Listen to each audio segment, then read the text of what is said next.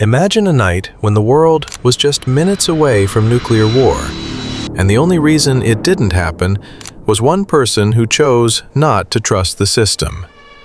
September 26, 1983, the Cold War at its peak. Just a few weeks earlier, the Soviet Union had shot down a South Korean passenger plane. Hundreds of people were killed. Relations between the USSR and the United States were worse than ever. Everyone was expecting a mistake. Everyone was expecting the first strike. And on that night, at a secret command center, something began that could have ended civilization.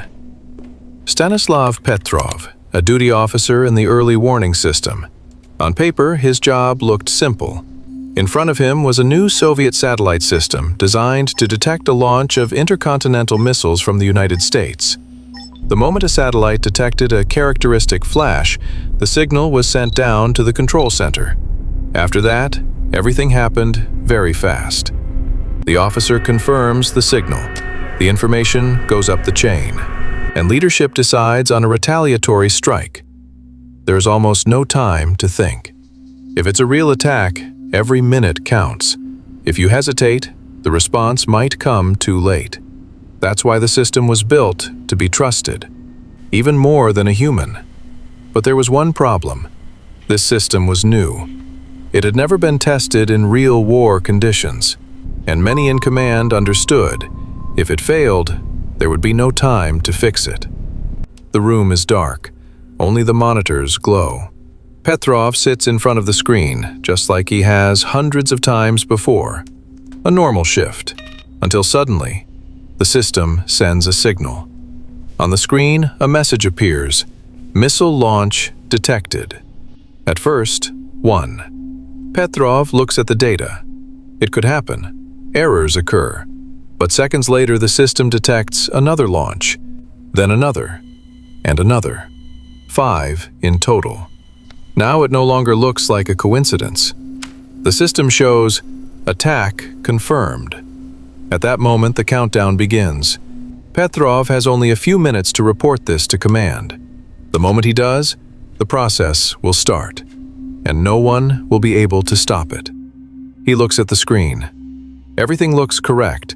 The system is working perfectly. The signals are consistent. But something doesn't feel right. 5 missiles. It doesn't make sense.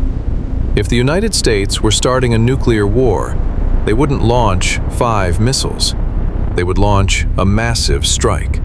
Hundreds of warheads at once, to destroy any chance of retaliation before it even begins. What he's seeing doesn't look like a real attack.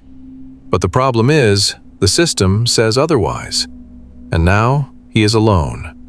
No confirmation from other sources, no time to verify. Just him and the decision. If he's wrong and this is real, he loses precious minutes for response. If he trusts the system and it's wrong, he could start World War III. This isn't a choice between right and wrong. It's a choice between 2 risks. Petrov looks at the screen. The signals don't disappear. The system insists. And at some point he decides to trust not it, but his own logic. He reports, it's a false alarm. In doing so, he breaks protocol. And now, all that's left is to wait. If the missiles are real, they're already in the air. And in a few minutes, everything will become clear. These minutes are the hardest. He sits and waits. Nothing happens. No strike. No explosions. The system was wrong. Later it would be discovered that the cause was sunlight reflecting off clouds. The satellites mistook it for missile launches. The algorithm made its conclusion. A human doubted. Now imagine the other scenario. Petrov follows protocol, reports the attack, and everything moves forward. Command receives the signal, makes a decision, launches a response. Hundreds of missiles. They fly toward the United States. The US detects the launch and responds. And within minutes, entire cities disappear. Millions die.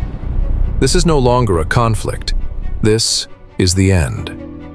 And the most terrifying part of this story is that it could have started not because of an attack, but because of a mistake.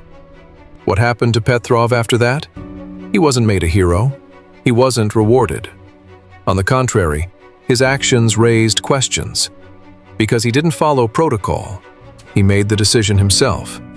For the system, that's a problem, because the system is not supposed to depend on doubt. Petrov left the service, and for many years almost no one knew about this incident.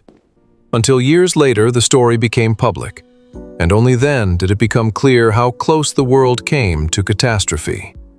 And now, the most important part. This is not just a story from the past. Today, systems are more complex, faster, automated.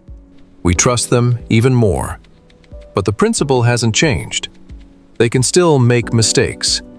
And the question is no longer whether a mistake is possible. The question is, who will make the decision when it happens? That night in 1983, the world survived not because the system was perfect, but because one person dared to doubt. And maybe that is the most important lesson of this story.